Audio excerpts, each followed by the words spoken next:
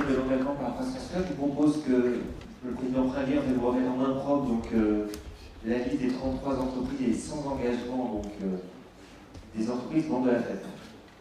Madame la ministre, d'abord merci d'être là. Vous vous souvenez que vous étiez venu à notre side event à la COP 21 et que vous aviez demandé, vous étiez très chaleureuse sur la démarche, vous avez dit où sont les projets? Les projets, les voilà.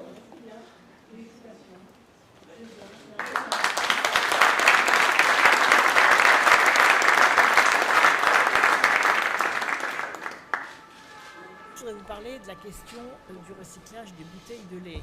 Vous avez vu que ça a défrayé la chronique, ce plastique opaque qui se confond avec des bouteilles en plastique recyclable et qui perturbe gravement les chaînes de tri, puisque ce plastique opaque est plus difficilement recyclable.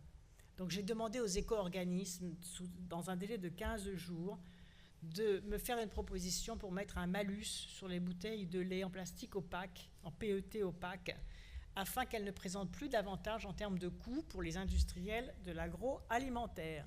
Et cela vraiment à la demande pressante des consommateurs qui jouent un rôle d'alerte et de veille extrêmement précieux. J'en viens maintenant à votre rapport, tout à fait passionnant.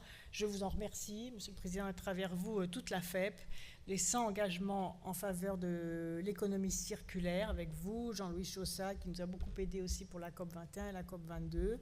Je crois que vous avez pris bien conscience de la nécessité de changer de modèle, de passer d'une économie linéaire à une économie circulaire. Les grandes entreprises françaises qui s'engagent aujourd'hui avec la FEP sur l'économie circulaire ont un rôle éminent à jouer.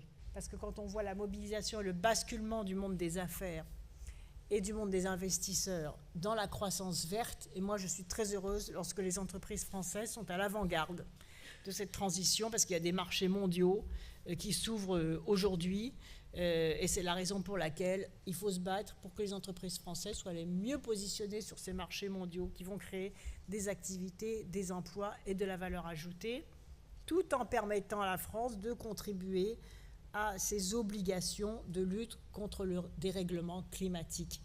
Car l'application de l'accord de Paris sur le climat se fera avec les entreprises, avec les fonds d'investissement, avec les territoires et avec les citoyens.